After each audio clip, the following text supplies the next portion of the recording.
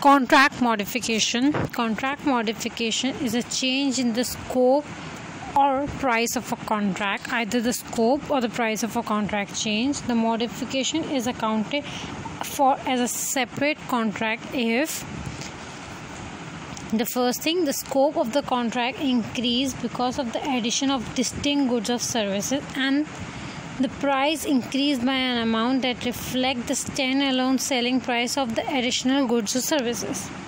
If not accounted for as a separate contract, modification will be accounted for as first, the termination of the existing contract and the creation of a new contract if the remaining goods and services are distinct from those transferred before the modification. The transaction price for the new contract is the total of the original consideration recognized and the additional consideration promised from the modification. And the second point is the part of the original contract if the remaining goods and services are not distinct from those transferred before the modification and so form part of a single performance obligation. This modification will impact the contract price and stage of completion. This is dealt with by adjusting the amount of cumulative and revenue recognized at the modification date. Now, what modification? Remaining goods and services not distinct. Example, the remaining goods and services are not distinct.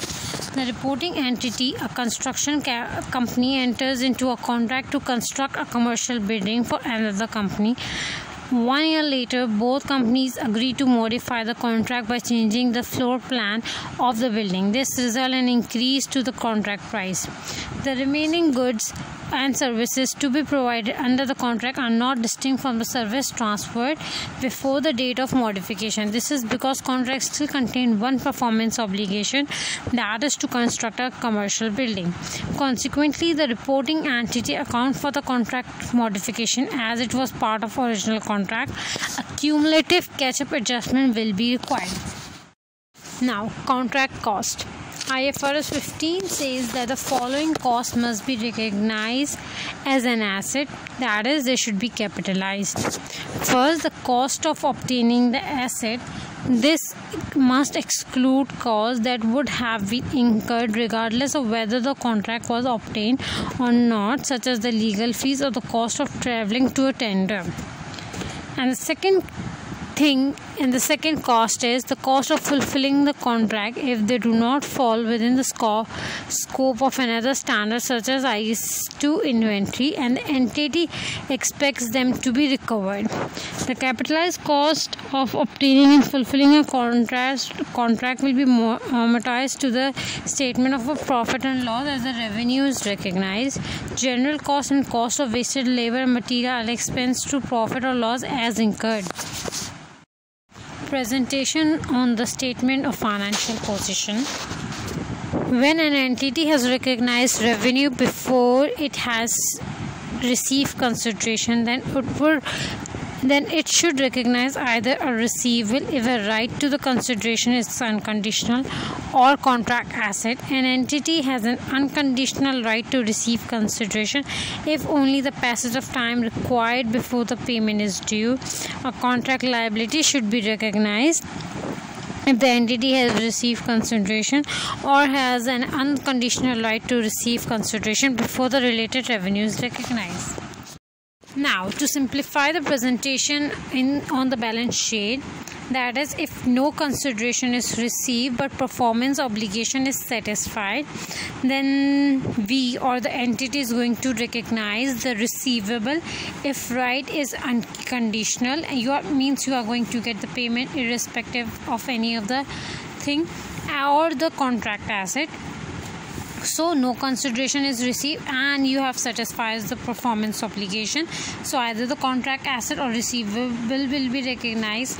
And the second scenario is the consideration is received before the performance obligation is satisfied, then contract liability will be recognized. Now, disclosure. IFRS 15 requires an entity to disclose revenue recognized from contract with customer. The second, contract balances and asset recognized from cost incurred obtaining or fulfilling the cost. And third, significant judgment used and any changes in judgment. Judgment. Management judgment is required throughout the revenue recognition process. For example, a contract with customer do not need to be in writing but may arise through a customary business practice. An entity must therefore ascertain whether it has a constructive obligation to deliver a good or service to a customer. So, if a performance obligation is satisfied at a point in time, the entity must use judgment to ascertain the date at which control of the asset passes to the customer, and many other examples. These judgments increase the risk that the management of an entity could manipulate its profit. Adherence to the ethical code is therefore vital. There are some specific issues or cases that need to be figured out. For example, sale of goods with right to return. Now we are going to recognize for revenue that are for the goods that are expected to be accepted. No revenue is recognized for goods that are expected to be returned. Recognize a refund liability, and refund liability will be equal to the cost of those assets. Record asset for its right to recover assets, that is inventory debit, cost of sales credit.